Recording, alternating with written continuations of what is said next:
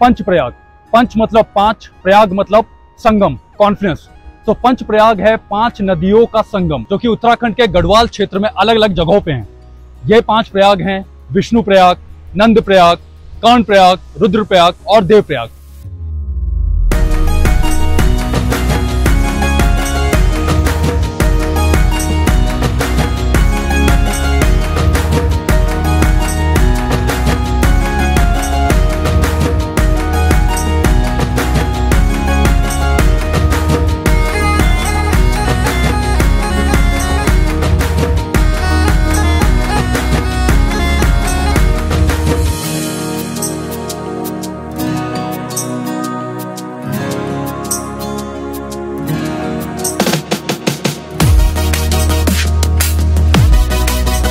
तो हेलो नमस्कार, स्वागत है आप लोगों का विक्स ट्रैवल फिल्म्स में।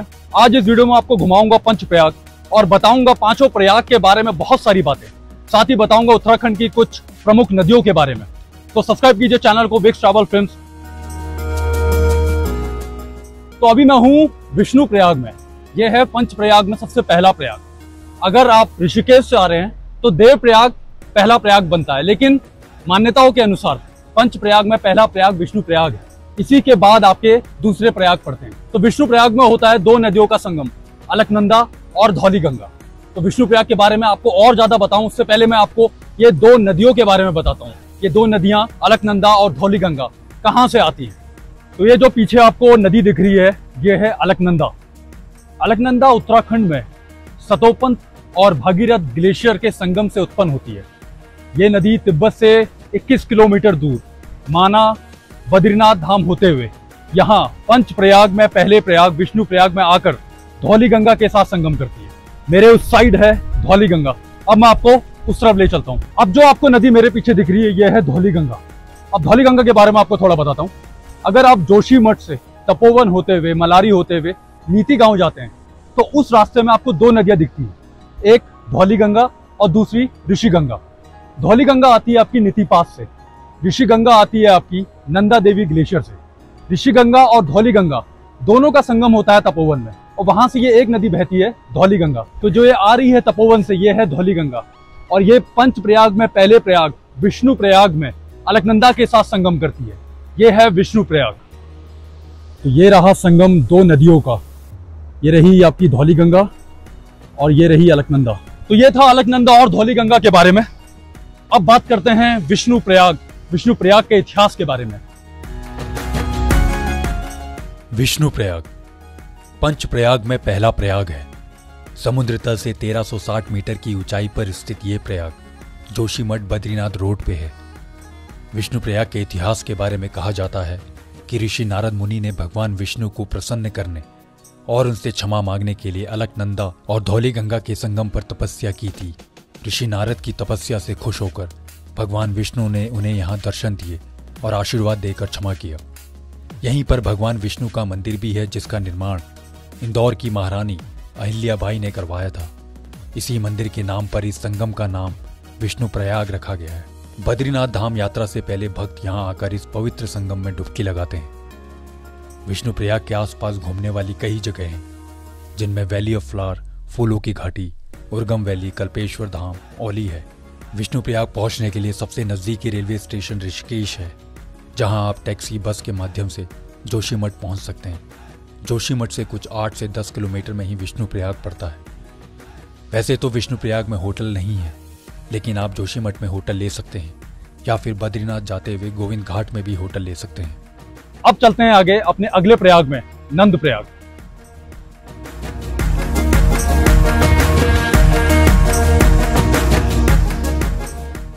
पंच प्रयाग में दूसरा प्रयाग है नंद प्रयाग, जहां संगम होता है अलकनंदा नदी और नंदाकिनी नदी का। नंद प्रयाग में मेरी एक तरफ बह रही है अलकनंदा नदी और दूसरी तरफ नंदाकिनी नदी। नंदाकिनी नदी आती है त्रिशूल पर्वत की तलहटी नंदा घुप्टी से और यहाँ नंद प्रयाग में यह संगम करती है अलकनंदा के साथ। अलकनंदा नदी जो कि सतोपंत और भगीरथ ग्लेशियर के संगम से आती है। ये रही अलकनंदा और ये रही नंदाकिनी। हो रहा है इन 2 नदियों का संगम। पंच प्रयाग में दूसरा प्रयाग है नंद प्रयाग। समुद्र तल से 1350 मीटर की ऊंचाई पर स्थित ये प्रयाग जोशीमठ और कर्णप्रयाग के बीच में है। पहले प्रयाग विष्णु प्रयाग से नंद प्रयाग की दूरी 70 किलोमीटर है। नंद प्रयाग को पहले कर्ण वसु के रूप में जाना जाता था, लेकिन बाद में राजा नंद के नाम पर इस संगम का नाम रखा गया है। राजा नंद एक महायज्ञ करने के लिए यहाँ आए थे और यहाँ स्थित नंदा देवी मंदिर में उन्होंने यज्ञ किया था। वो यज्ञ भगवान विष्णु के लिए किया गया था ताकि राजा को आशीर्वाद के रूप में पुत्र प्राप्ति हो। प्राचीन कथा के अनुसार राजा नंद को उनके पुत्र के रूप में भगवान विष्णु का वरदान मिला था, लेकिन ऐसा ही एक वरदान कंस की बहन देवकी को भी मिला था। तब भगवान विष्णु ने इसका समाधान निकालने के लिए देवकी के वहां कृष्ण के रूप में पुनर्जन्म लिया, लेकिन राजा नंद की पत्नी यशोदा द्वारा ही उनका पालन पोषण हुआ। भगवान कृष्ण को समर्पित एक मंदिर भी यहाँ स्थित है। नंद प्रयाग पहुंचने के लिए सबसे नजदीकी रेलवे स्टेशन ऋषिकेश है। वहां से बस और टैक्सी से आप वाया जोशीमठ बद्रीनाथ हाईवे से आप नंद प्रयाग पहुंच सकते हैं। जोशीमठ से तकरीबन 60 किलोमीटर पहले आपको नंद प्रयाग मिलेगा। होटल की बात करूं तो कुछ गिने चुने होटल ही आपको यहाँ मिलेंगे, लेकिन नंद प्रयाग के आसपास जैसे पीपल कोटी, गोपेश्वर और जोशीमठ में आपको होटल के काफी ऑप्शंस मिल जाएंगे। तो ये था नंद प्रयाग के बारे में। अब चलते हैं यहाँ से आगे अपने तीसरे प्रयाग कर्णप्रयाग में।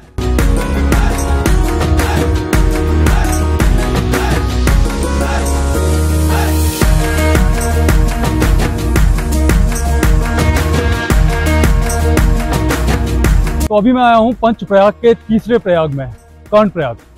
कर्णप्रयाग जहाँ संगम होता है दो नदियों का, अलकनंदा और पिंडर गंगा। पिंडर गंगा जिसे कर्ण गंगा भी कहा जाता है। मेरे इस साइड को है अलकनंदा, इधर की तरफ को है पिंडर गंगा। पिंडर गंगा आती है उत्तराखंड के कुमाऊं क्षेत्र में पिंडारी ग्लेशियर से। ये पिंडारी ग्लेशियर से होते हुए पूरा कुमाऊं क्षेत्र को कवर करते हुए यहाँ कर्णप्रयाग में संगम करती है अलकनंदा के साथ। अलकनंदा नदी जिसका उद्गम स्थान सतोपंथ और भगीरथ ग्लेशियर के संगम में होता है। कर्णप्रयाग पंचप्रयाग में तीसरा प्रयाग है कर्णप्रयाग। समुद्र तल से 1450 मीटर ऊंचाई पर स्थित इस प्रयाग का अपना एक धार्मिक महत्व है। विष्णु प्रयाग, नंद प्रयाग के दर्शन के बाद आपको ये तीसरा प्रयाग मिलेगा, जो कि नंद प्रयाग से कुछ 22 किलोमीटर और विष्णु प्रयाग से 90 किलोमीटर दूर है। कर्णप्रयाग का नाम महाभारत के पात्र कर्ण के नाम पर रखा गया है। कुरुक्षेत्र युद्ध के बाद भगवान कृष्ण ने कर्ण का दाह संस्कार यहीं इसी संगम पर किया था। एक दूसरी मान्यता के अनुसार कर्ण अपने पिता सूर्य देव की आराधना यहीं करते थे और यहीं उन्हें अभेद कवच कुंडल और अक्षय धनुष की प्राप्ति हुई थी।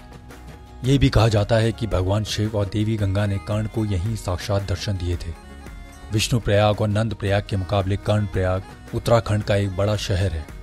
यहाँ होटल्स के आपको काफ़ी ऑप्शंस मिल जाएंगे।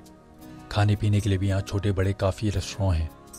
कर्णप्रयाग के लिए आपको ऋषिकेश आना होगा और ऋषिकेश से तकरीबन 170 किलोमीटर दूर है कर्णप्रयाग। अब चलते हैं अपने अगले प्रयाग रुद्रप्रयाग।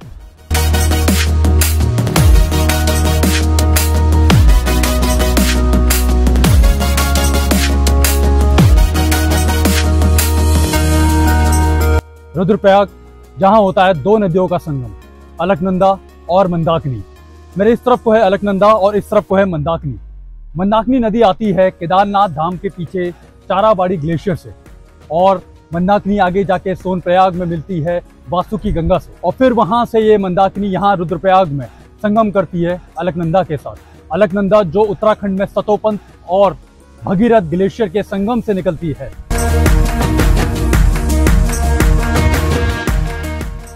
रुद्रप्रयाग पंचप्रयाग में चौथा प्रयाग है। इस प्रयाग का पौराणिक इतिहास बहुत पुराना है।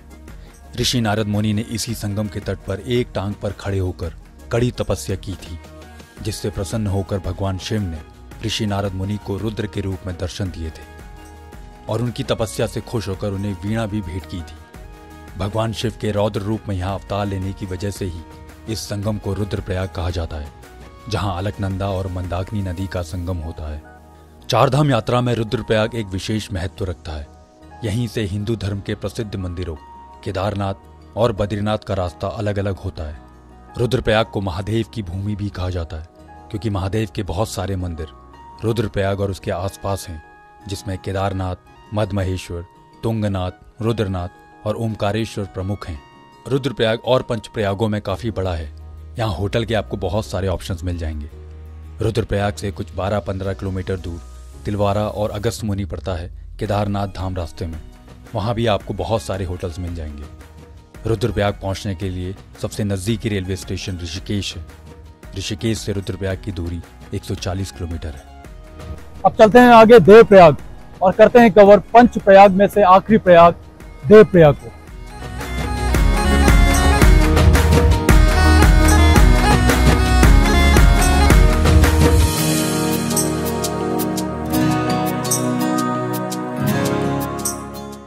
जैसे अलकनंदा नदी इतने प्रयागों से होकर पहुंच चुकी है आखिरी प्रयाग में, मैं भी अलकनंदा नदी के साथ साथ पहुंच गया हूं यहां देवप्रयाग में। देवप्रयाग जहां संगम होता है अलकनंदा नदी का भागीरथी नदी के साथ, और यहां से बनती है गंगा। जो आपको ये दिख रही है नदी, ये है माँ गंगा नदी। जो आपको पीछे दिख रहा है वो है देवप्रयाग का संगम। राइट साइड से आ रही है भागीरथी नदी और लेफ्ट से आ रही है अलकनंदा नदी। भागीरथी नदी जिसका उद्गम स्थल है गौमुख गंगोत्री, उत्तरकाशी से होते हुए वो यहाँ पहुँचती है देवप्रयाग में। दूसरी नदी अलकनंदा। अलकनंदा नदी जो कि सतोपंथ ग्लेशियर और भगीरथ ग्लेशियर के संगम से निकलती है, माना बद्रीनाथ होते हुए पहले प्रयाग विष्णु प्रयाग में संगम करती है धौली गंगा के साथ। धौली गंगा जो नीति वैली नीति पास से आती है, उसका संगम होता है तपोवन में ऋषि गंगा के साथ। ऋषि गंगा जो कि नंदा देवी पर्वत से आती है। तो अलकनंदा इन दो नदियों को साथ लेके आगे बढ़ती है दूसरे प्रयाग में नंद प्रयाग, जहाँ संगम होता है नंदाकिनी और अलकनंदा का। नंदाकिनी जो कि त्रिशूल पर्वत की तलहटी में नंदा गुप्ती से आती है। यहाँ से अलकनंदा इन नदियों को साथ लेके बढ़ती है आगे कर्णप्रयाग, जहाँ संगम होता है पिंडर गंगा और अलकनंदा का। पिंडर गंगा जो कि उत्तराखंड में कुमाऊं क्षेत्र के पिंडारी ग्लेशियर से आती है। अलकनंदा कर्णप्रयाग से आगे बढ़ती है और पहुंचती है रुद्रप्रयाग, जहाँ संगम होता है मंदाकिनी और अलकनंदा का। मंदाकिनी जिसका उद्गम स्थल केदारनाथ धाम के पीछे चाराबाड़ी ग्लेशियर है। मंदाकिनी नदी सोनप्रयाग में वासुकी गंगा से मिलके पहुंचती है रुद्रप्रयाग। अलकनंदा आगे बढ़ती है रुद्रप्रयाग से और पहुंचती है अपने आखिरी प्रयाग यहाँ देवप्रयाग में, जहाँ संगम होता है भागीरथी और अलकनंदा का।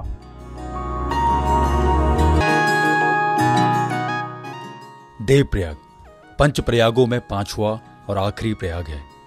देवप्रयाग वो जगह है जहां अलकनंदा और भागीरथी नदी के संगम से जन्म होता है गंगा नदी का। देवप्रयाग का नाम ब्राह्मण देव शर्मा के नाम पर पड़ा है। इसी जगह उन्होंने भगवान विष्णु की तपस्या की थी और उनकी तपस्या से खुश होकर भगवान विष्णु ने उन्हें वरदान दिया कि ये जगह तीनों लोक में प्रसिद्धि होगी और इस जगह को कालांतर तक तुम्हारे नाम से जाना जाएगा। तभी से यह जगह देवप्रयाग के नाम से प्रसिद्ध है। देवप्रयाग का इतिहास श्री राम से भी जुड़ा है। कहा जाता है कि रावण की हत्या के बाद ब्रह्म हत्या दोष से बचने के लिए श्री राम ने यहाँ तपस्या की थी। रावण एक ब्राह्मण था और उसकी हत्या करके भगवान राम को भी ब्रह्म दोष लग गया था। भगवान राम का प्रसिद्ध मंदिर रघुनाथ मंदिर भी यही है। श्राद्ध पक्ष में देवप्रयाग में पिंडदान करने का एक विशेष महत्व है। देश के विभिन्न क्षेत्रों से यहाँ लोग पिंडदान करने आते हैं। आनंद रामायण के अनुसार भगवान राम ने भी यहाँ श्राद्ध पक्ष में अपने पिता दशरथ का पिंडदान किया था। देवप्रयाग पहुंचने के लिए सबसे नजदीकी रेलवे स्टेशन ऋषिकेश है। ऋषिकेश से देवप्रयाग की दूरी 70 किलोमीटर है और यहाँ भी आपको रुकने के लिए होटल वगैरह आसानी से मिल जाएंगे। तो अगर आप ऋषिकेश से अपना सफर शुरू करते हैं तो पंच प्रयाग आपको इस क्रम में दिखेंगे। पहला प्रयाग देवप्रयाग, फिर रुद्रप्रयाग, कर्णप्रयाग, नंदप्रयाग और आखिरी में विष्णु प्रयाग। लेकिन हिंदू धर्म पुराणों के अनुसार पहला प्रयाग विष्णु प्रयाग है और फिर नंदप्रयाग, कर्णप्रयाग, रुद्रप्रयाग और आखिरी में देवप्रयाग। पंच प्रयागों को आप अच्छे से तभी समझ सकते हैं जब आप पंच प्रयाग के दर्शन विष्णु प्रयाग से शुरू करेंगे, क्योंकि तभी आपको हमारा इतिहास, हमारी नदियों का इतिहास अच्छे से समझ आएगा। तो ये था पंच प्रयाग के बारे में। मैंने पूरी कोशिश की है कि आपको पंच प्रयाग के बारे में जितनी ज़्यादा डिटेल हो सके दूं। साथ ही मैं बताया अपने उत्तराखंड की इन प्रमुख नदियों के बारे में। आशा करता हूँ आपको वीडियो पसंद आया होगा। चैनल को सब्सक्राइब कीजिए, वेक्स ट्रैवल फिल्म्स, फॉलो कीजिए इंस्टाग्राम पे वेक्स_ट्रैवल फिल्म्स। मिलते हैं आपसे अगले वीडियो में, तब तक के लिए ख्याल रखिए। Bye, take care.